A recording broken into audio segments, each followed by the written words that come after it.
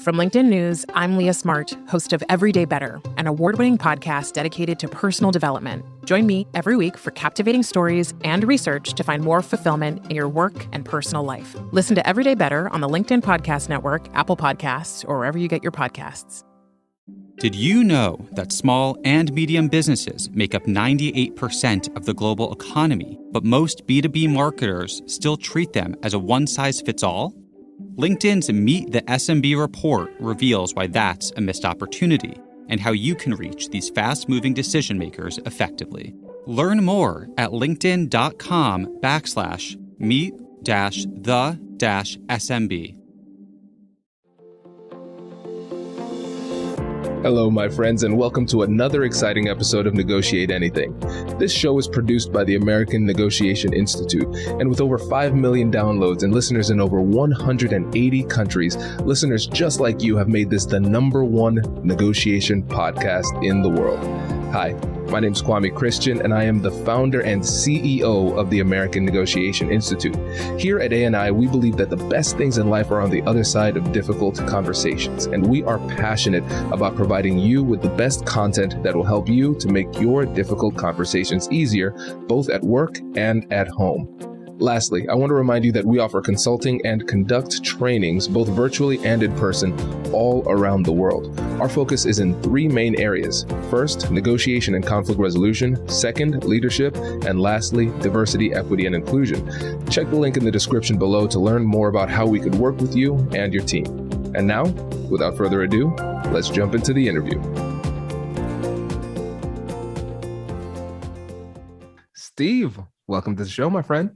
Thank you. So good to be here. Been looking forward to meeting you. Yes, likewise. And so how would you get us started by telling us a little bit about yourself and what you do? Yeah, a little backstory. I've been interested in peacemaking and the conflict resolution space almost as far back as I can remember. I grew up in a small town in West Virginia, which was pretty peaceful and homogenous and nice and quiet, but I had images of the Vietnam War and JFK, MLK, like all the turbulence of the 60s was coming in through there. And so I had an early sense of, man, I want to do something about what's not right in the world. And, that parlayed into liberal arts and psychology major at USC, Chapel Hill, and I went then to Europe, and I lived in Ireland in the late 80s, early 90s, during the times of, when the conflicts there, the troubles, so to speak, were still pretty heightened. Had opportunity to travel in Romania and do some work in Romania in the early days of the Iron Curtain coming down. First, some of the first people in. After that, did work in Zimbabwe and and also in the aftermath of the war in Yugoslavia and working with Bosnian refugees coming out of that. So I was so privileged to have early experiences that really helped me understand relating to different cultures, one, and then how to be in conflict spaces, and how to help people navigate, reconciliation and healing processes. So that's where it started. And then organizations I worked for as well kind of I wasn't trying to be a professional facilitator, mediator, conflict person, but I just ended up being a glue person in places I was working. It's just what people do, right? We like to bring people together. There's trouble. I was that approachable person that held, that people trusted to come to when I had an ability to be in the fray, be a calm presence in the fray, help people relate in a good way and try to find a way forward. So long story short, that eventually I thought, wow, there's so many people, especially in the small, mid-sized business space and organizations that are doing a good thing in the world. And there's a ton of friction, or they're getting completely derailed because of very solvable people problems. And man, if they had something, someone to come in and just serve to help them get through that and get back on mission and accelerate again, then it's a way of multiplying good in the world. So that's what I do now. Most of my work is with small, mid-sized businesses, organizations, and really like a fractional leadership and organizational development person, but with that expertise in conflict to really help people build good conflict skills. But because what is work every day? Solving issues, solving conflicts, navigating disagreements, negotiating things. So that's what I do. I love to help people, do a good thing in the world and not get sidetracked by the conflicts, which is tough. It happens all the time. Wow. That's so amazing. Just the richness of your experience. How does that background in those different areas, Zimbabwe, Yugoslavia, in Ireland during the Troubles, how does that color your approach to conflict resolution today? Probably the biggest thing, one of the earliest things. So in Ireland was the first place I went, and fortunately received some training before I went. And there's just a line that I learned, and one of my mentors said, "Look, go in as a learner. Like they may look like you, they speak English, but it's a very different culture." I was young, wide open. I was up for an adventure, but that was my introduction to things appear a certain way, but you need to listen and pay attention and be curious and learn. That's how you're going to build trust and relationships. So it was just a privilege. Like I wasn't trying to be smart or learn something, but I got that piece of advice, and amazingly, I took it to heart. And so I just got curious, and so, just navigating all those different cultures from a standpoint of curiosity and learning rather than defensiveness or comparison, it really helped me. And what happened with that, Kwame, is I learned to navigate cultural difference, not as a I should do, but as it's a better life when there is richness and there is diversity and interesting people who are different from you, the learning that happens in that environment and the excitement of that. So I was just fortunate, man, from a young age. It wasn't like I had to adapt and learn to be curious or do the right thing by navigating cultural difference. I grew an affection for that and a curiosity. So that to this day is probably one of the strongest things that I bring to the table, and also something that really energizes my work. I just enjoy it. Yes. Oh man. And so listeners, I want to make sure that you caught this. So Steve, when you responded, you didn't give a tactic per se or a strategy. You gave a mindset. Yeah. An ethos. And then proper behaviors flow naturally from the proper mindset. Exactly. And that's what leads to the success that you've had in conflict resolution.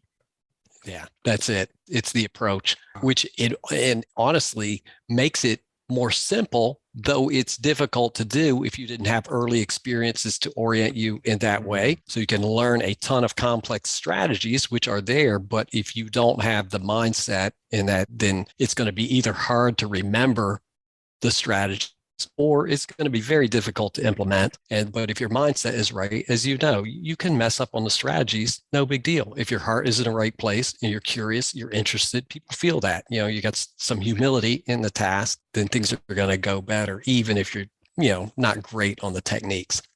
Yeah. Oh, that's so impressive. Okay.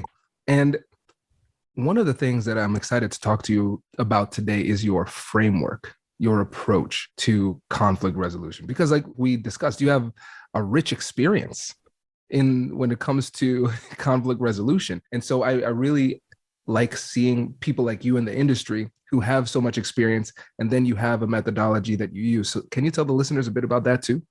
Yeah. So I just call it good conflict, and kind of just simple name, because what I've found in my experience, and I don't know if part of that is regional in the context that I've been in, but I just encountered a lot of dealing with conflict, the mindset of dealing with conflict. Well, that's unfortunately a necessary evil that we have to do from time to time, but the ideal state would be peace. And I'm like, yes, I agree. The ideal state would be peace, but that's not available to us. So every day in an interdependent world, okay, with imperfect people who have a lot of different ideas about how to go about things and who let each other down, conflict is going to be a part of life every day. So it's just a matter of, will you avoid it? Will you deal with it in an unconstructive way? Or will you find a way to have good conflict on a regular basis and build skill in that? And so that's the idea of the framework, is let's learn how to have good conflict and build some confidence in a way to approach.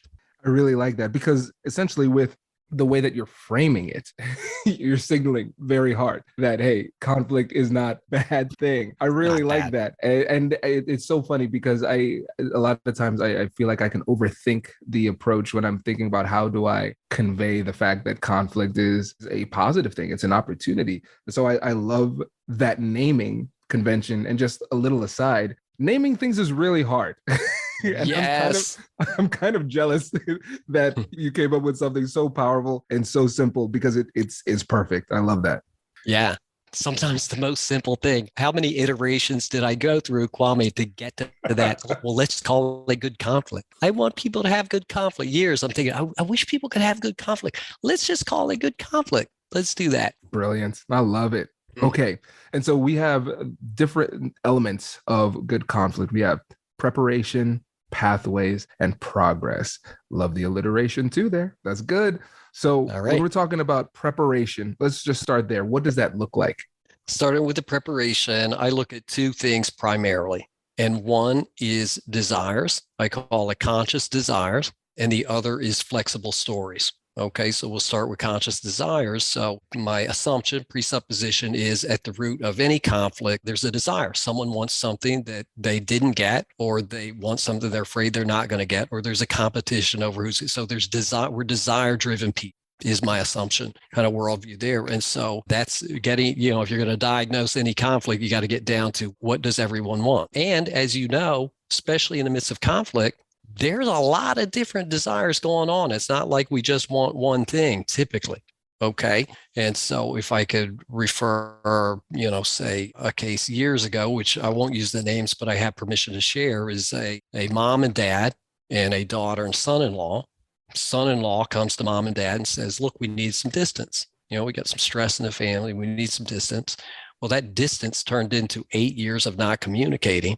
Whoa. After 8 years, they're encouraged to find some help, and they end up with me. Long story short, in talking with the dad to illustrate the point, he wants a lot of things. And he's like, what happened? He wants to understand. He wants payback. He felt it was unfair. He just kind of feels victimized. He just didn't understand what happened. And he wants to be with his daughter and son-in-law again, wants to see his grandchildren. So he wants restoration or reconciliation. So I had, in talking with him, like, well, what do you want most? What's the lead thing?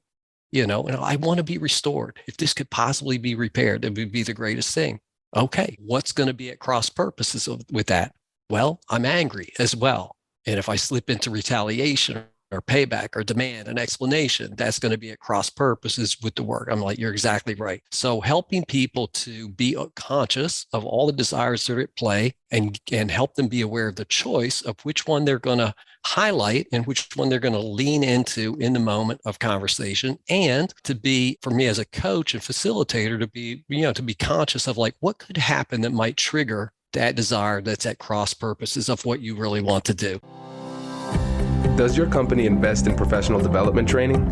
If you believe that your team would benefit from a negotiation workshop, all you need to do is go to our website, fill out the workshop request form, and then we'll set up a time to chat. These workshops are completely customizable, and we've done them all around the country. Negotiation and conflict resolution skills are beneficial across all professions, but they're especially useful in procurement, purchasing, sales, sourcing, and contract management. Our calendar is filling up quickly, and we even have some workshops scheduled for next year. If you think you might want one, I'd suggest reaching out soon so you don't miss out. Check out the link in the description to learn more, and we will be right back after this.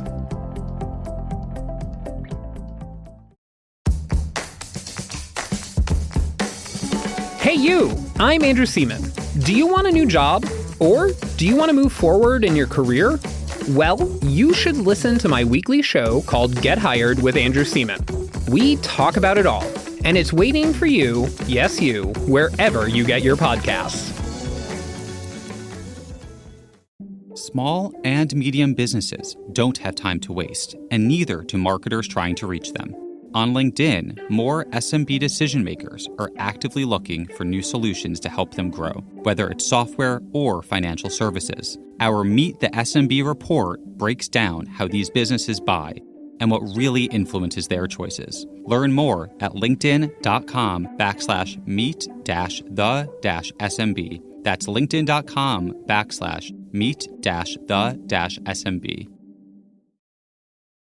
Just getting people very aware of all the complexity of desires that are in play, and help them show up in their best desire, in their best self, so to speak, and help them really do the thing that in their ideal state they would really love to do in this moment. So one of the things that I want to do with this, because when we're thinking about preparation, there's so many different ways to prepare. Yeah. And so I know that when people were hearing, oh, prepare. It's like, oh, I've heard this hundreds of times on Negotiate Anything. I've never heard Yeah. it like that before, though. And I think Yeah. that's one of the things that's really interesting because everybody has a different methodology. And Yeah. I love the fact that you talk about cross purposes because I think when you're having a difficult conversation, let's just say individual to individual, there are things that we want, and we don't even think about how some of the emotional needs we might have or emotional desires we might have could run counter to the substantive needs that we want. And then we go Exactly. in just trying to accomplish both at the same time, and we're doomed for failure because there's a lack of focus. Exactly. And to be charitable, usually those things that are cross purposes, they have a reason why they're there. Maybe it's a self-protective thing, or it's a natural response to harm experienced in the past, or whatever it may be. Usually there's a good reason why that's in place, and it requires some courage and self-discipline to not be driven by that, but really to stay in the intention that is of the highest order in that particular conversation or event. Yes. And let's focus on that too, the intention of the highest order, which demonstrates that we need to really prioritize our interests because Correct.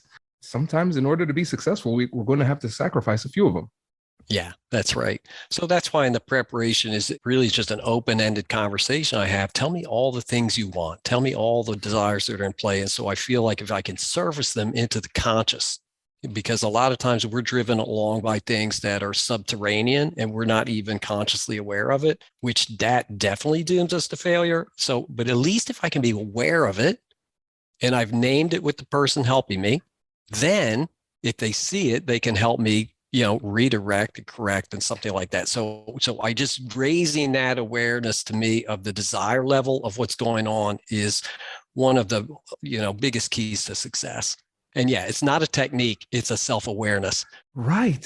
So Steve, I'm really thinking about this now too, because I'm thinking about classic getting to yes, interest-based negotiation. We want to figure out our interests. We want to figure out the interest of the other side. Right. Imagine people going through that preparation process when we're doing an inventory of our interests. And we say to ourselves, what are our conscious interests? Just adding that modifier makes us say that means that there are unconscious interests. And especially as we get more transactional in our negotiations, we're biased towards those conscious interests on what we should be negotiating for. And sometimes we unwittingly undermine those unconscious interests in the process. That's right. So it's, I guess a way you could say it is like, don't be your own worst enemy. You've got a conflict to navigate here with other individuals. Don't get in your own way of doing things that you regret later, because it really was not the main thing you came in here for. Yeah, this is great. And it shows the benefit of bringing in a third party like yourself, because sometimes you need somebody else's perspective to see the situation more holistically. And for people who are saying, well, I don't have the luxury of a third party in my little negotiation with my spouse or my colleague at work here in this little conversation, I want you to imagine there's a little Steve in your head asking these questions so you can think it out, because this is part of the internal negotiation process that's necessary before you engage in a successful negotiation with somebody else. Right. And the other thing I encourage people there is, Kwame, there's event preparation. So within any given particular conversation or negotiation, there's preparation for that. But I like to say it's a lifestyle. Start adopting this. If you want to get good at conflict, it's the same as developing expertise in any other field, right? It's about repetitions. It's about having that goal, the science of expertise. Anders Ericsson, all that work, like out of the performing arts. My son's a classical guitar major and performer. You need an uncomfortable goal that you're heading towards. You need good teaching, good information and instruction, how to get there. You need lots of consistent action, repetition. You need quality feedback, and you need to sustain the motivation because you're going to have setbacks and bad days and events don't go well. So I'm like, there's event preparation, which is going to be enhanced if you're developing a lifestyle, more mindfulness of the desires that are at play at any day in your life. And so that's why I say, it's like basketball or sports analogies, there's fundamental things that you do. You got a big game coming up. Well, if you haven't practiced in 3 months, then you're probably going to be difficult to really execute well in this moment. But if you have a habit, a daily habit, because pretty sure most days of the week, you're going to be able to navigate some small thing. If you can do it in practice, so to speak, or lower stakes situations, build that mindfulness and that practice, then you are in a lot better position to execute in those crucial moments where there's a lot more at stake. Absolutely. And just, it warms my heart to hear somebody appropriately quote Anders Ericsson's study, because most people say 10,000 hours, that'll do it. Yeah. But I'm glad that you outlined those points, because if you don't, then you hit that, what he calls the okay plateau. And then you get to a point where your conflict resolution or your negotiation skills are functional and okay enough to the point where you don't feel motivated to improve. So it is intentional practice with feedback, with the goal of improving. So I just want expertly articulated point there. So I appreciate that. Yeah. Well, and I always have an example ready at hand, because I mentioned my son. He's a fantastic guitarist, unbelievable. I play guitar, Kwame, and I used to tell people I play guitar. I know at least 5-6 chords. I can play basic pop songs and folk songs. I did that. And he grew up with that. And I've probably played more hours in my lifetime than he has, but those hours stayed at a very particular level. And so that's what I am. He is accelerated because he did that in a way that actually develops expertise. And it's the same thing with conflict skills. You just have to do it. And it's uncomfortable. It's awkward at first. Do the repetitions, get the good feedback, and you can get better. People say, Steve, you're such a great peacemaker. You're gifted in that way. And I'm like, I just worked at it. Anyone can develop these skills. I do it vocationally. That's unusual, but I think human beings have the capacity with the right inputs and discipline and practice. Anyone can become good at this. Agreed. And I think too, there's a mindset as well, because yes, you do it vocationally because you are a professional peacemaker, but really when it comes down to it, in whatever role we fit in society, we're professional peacemakers. We're just not good at it if we don't take the time to practice, because we're negotiating and resolving conflicts all the time. But if we don't see it as part of what we like our vocation, then we're not going to really take it with that level of gravity. Exactly. Yeah.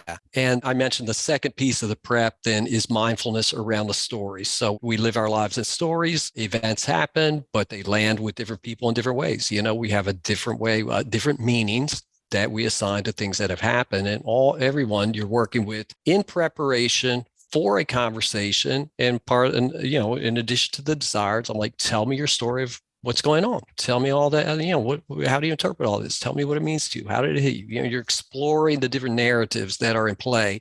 And then if you can say, well, of all the things you're telling me, what are you most certain? And where could you put some question marks? Where are there some assumptions in play? What are you most sure of? And where could you be curious?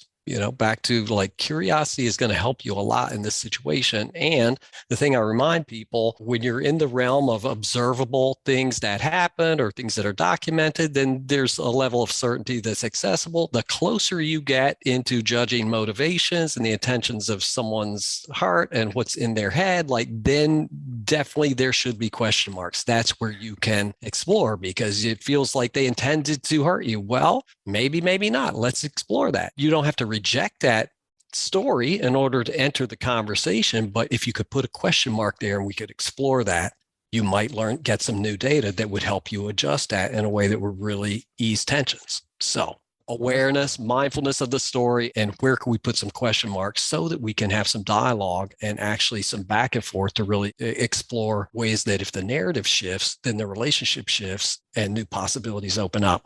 Bingo. Yeah. When you change your story, you change your life. When you change the story, it changes your conflicts too. And I really think it's important, especially for us who are in business negotiations too, who we have to manage conflict during the negotiation process.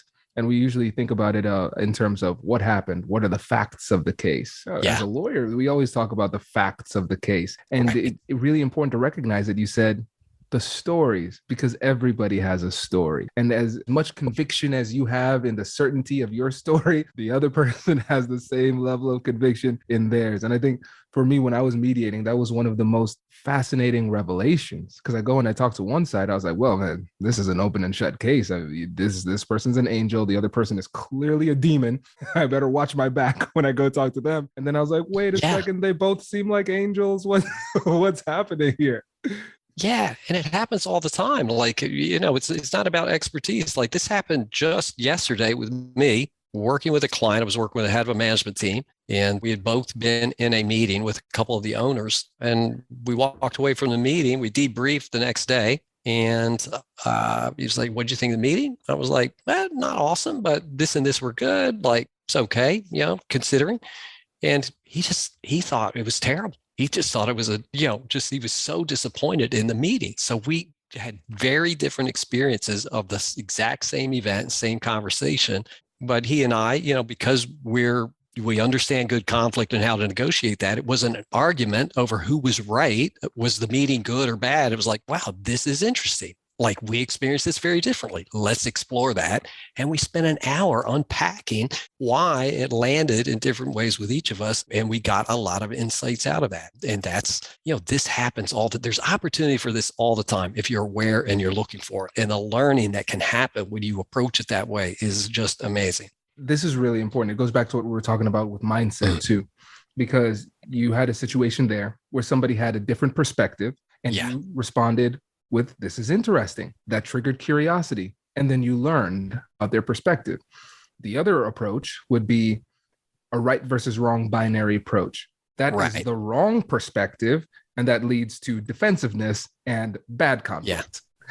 Yeah, exactly. And I got to give a lot of credit, David Anderson Hooker at Kroc Institute for Peace, Notre Dame, but he did 2 summers in a row. He did workshops at Duke. There was a summer institute for reconciliation, which I attended 2 years in a row. And I did his workshop on narrative mediation the first year. And it was so good, so powerful for me and transformative really in my work. This whole business of narratives, I really underappreciated up until then. And so I came back the second year, did the whole thing. So I really give a lot of credit to him of introducing me to the power of narrative in conflict. And one of the quotes I remember is, there are many legitimate ways to describe the meaning of a complex thing.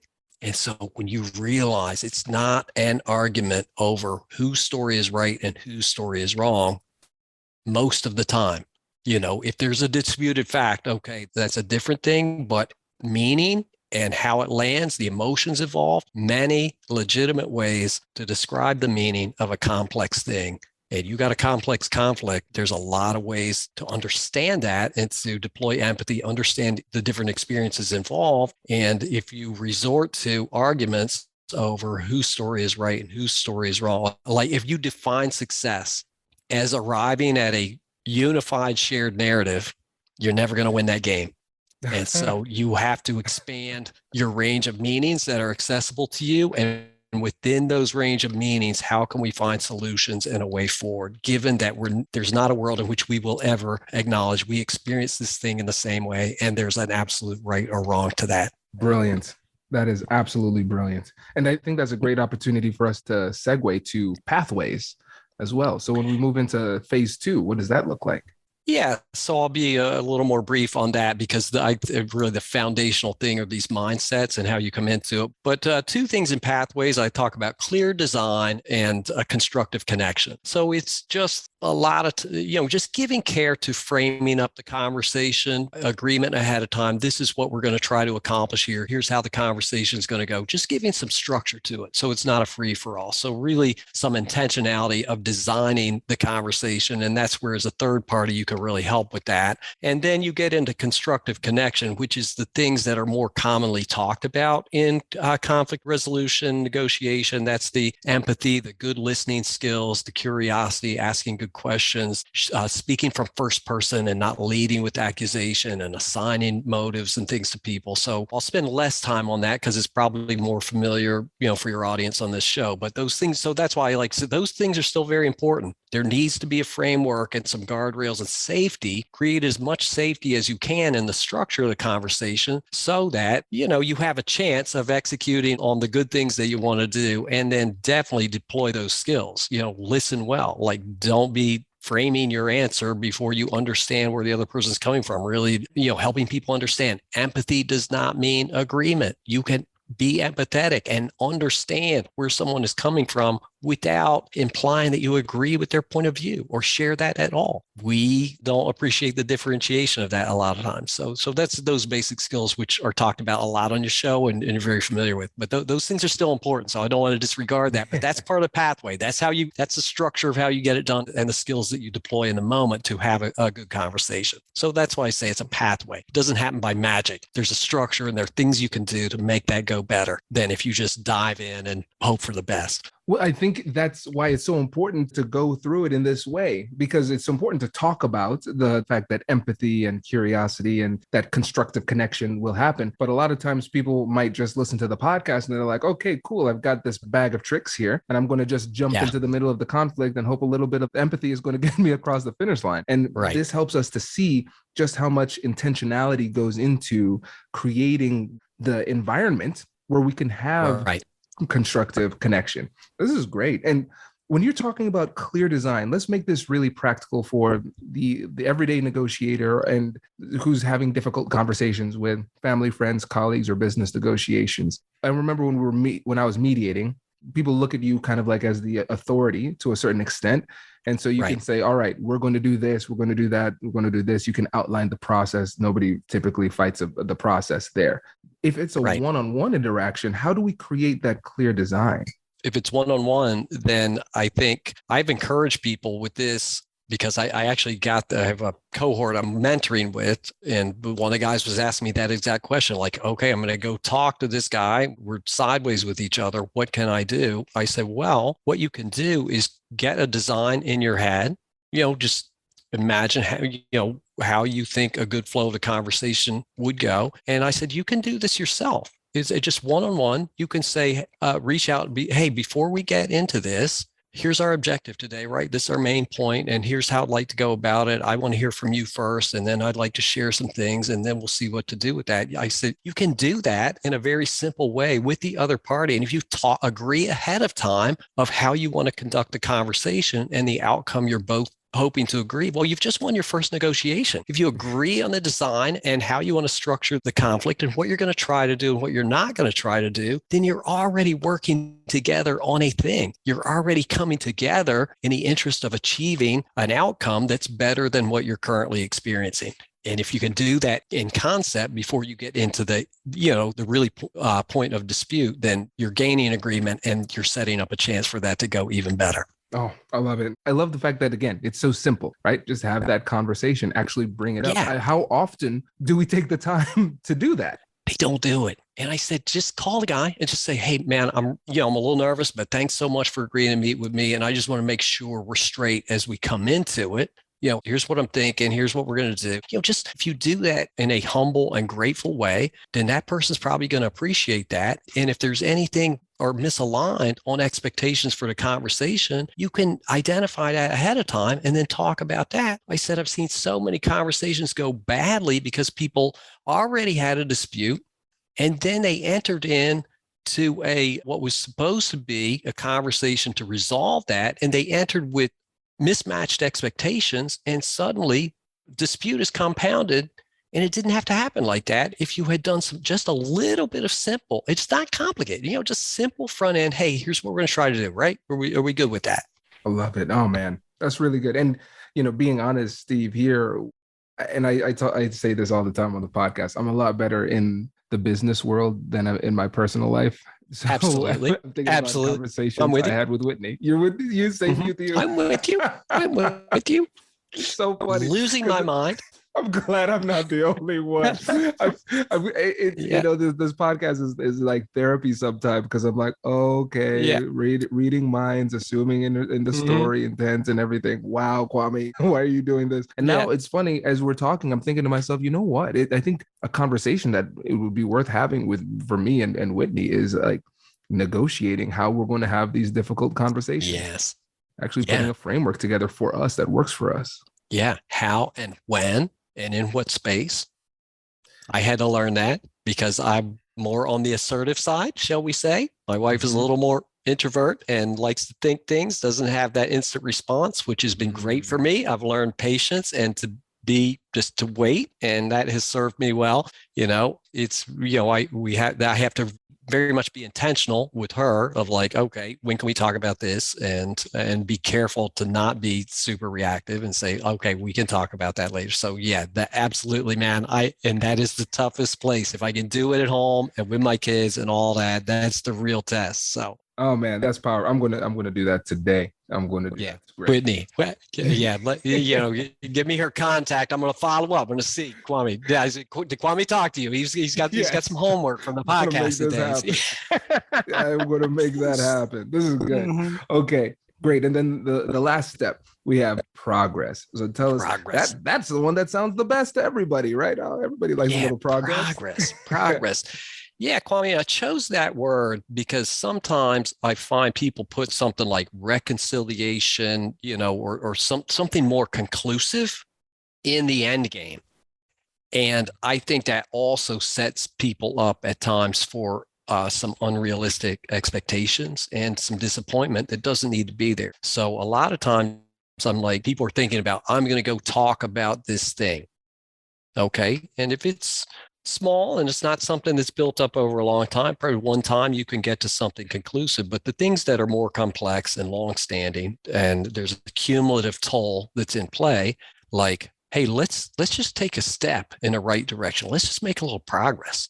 And don't conceive of it as one event or one conversation, but it could be a series. And if you can, the trajectory of this thing is in a way that's eroding relationship and breaking trust, if you can just have a positive conversation that is respectful and you can start to turn the thing around, then you have an opportunity to build on that and maybe build some momentum. So don't put all the pressure on one conversation. Conceive of it as what would be progress? What would be a step back in a positive direction? Like you got a family business, okay? And there's been a lot of tensions over the course of a year, and now suddenly they're really at an impasse and it's negatively impacting the family and the relationships and the business. And they're like, what are we going to do? That you're not going to unwind in one conversation or two or three. That's going to involve family dynamics, business agreements, how things work. That's a complex thing. So like, let's stop the erosion and let's turn it back in the right way. So I look at like, what are the things that are necessary to, in a small thing, can resolve it, but really let's just think of it as progress. How can we head in a more positive direction? Because if trust has been broken, you can have a good conversation, but trust only gets restored with certain behaviors repeated over time to rebuild confidence that I can rely on this relationship. You're not going to solve that in one conversation, no matter how great and forgiving it may be. Trust restoration takes time and repetition, and it's built on behaviors. Brilliant. You're so right, because if we think about this in a binary sense, success and failure, win, lose, those type of things, then we have a very narrow path to victory that in many cases is completely unattainable. And so we might have a conversation that's going well and we are making progress, but we feel like we're losing, and that changes the energy in the room, and that affects the quality of the conversation. And then it might affect our strategy toward the tail end, where we say, okay, I've made some progress, but I need to close this. We need to get some resolution. And then you push too hard, the other person pulls back because they're not ready. And then we negate the progress that we did create over the course of the conversation. Yeah, exactly. And so my two pillars in that side of the triangle, if you will, are, because in most of my work has been more in the interpersonal and reconciliation space as opposed to business negotiation or things of that nature. But it's similar. But, I talk about the two things are shared solutions and restorative actions. And so the shared solutions is like, that's the agreement that you want to get to. Okay, we prepared well, we are faithful to the design of the conversation, we've listened well, we've spoken well. Now, what do we do with what we've learned in this situation? Well, this is going to happen. And usually it's two things. Usually there's a forgiveness conversation piece of that. I'm so sorry. and some type of apology, some way to, identify with the offense or the harm done and take responsibility for that and acknowledge an intention to move forward in a better way. And then an agreement on like, what would help you, what could I do to help rebuild trust? So like, what are the behaviors that could change that could demonstrate good faith on the apology that I just gave, the ask for forgiveness that I just expressed. And if you can get, it may be a small thing. Can I text you? Do I have permission to reach out and we normalize some contact again? It could be that. It could be a very small step.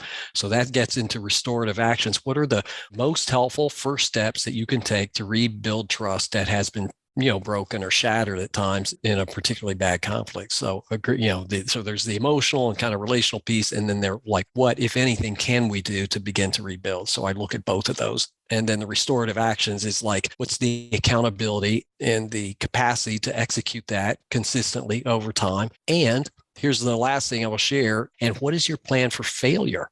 Because if we're talking about substantial behavior change, it's not going to go perfectly. You're going to regress. You're going to have your bad moments. And I saw this so many times, Kwame, like, it starts off well, and then the same mistake gets repeated. By the way, this will apply to marriage as well. Let me tell you where I learned this one.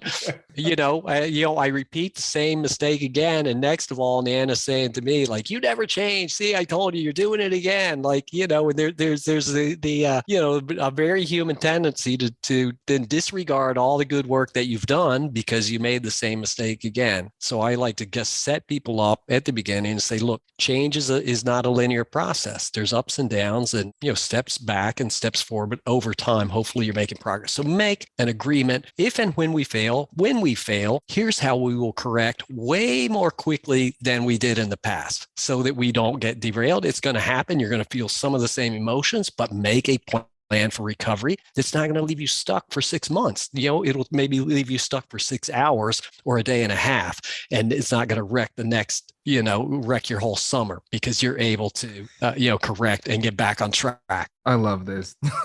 Steve, this is so good. I promise you, I will do my homework, and I'm excited to see where this goes. Before you go, I want to make sure that you shout out your company and the work you do, and let people know how they can get in touch with you and work with you. How you can contact me is at my website at cstevebeck.com. C as in Charles, STEVEBECK.com. And there's some blog posts and things you can learn more about me and a way to contact me through that. Awesome. Steve, really appreciate it. Thanks for joining us. All right, Kwame. It's a pleasure. Thanks, man.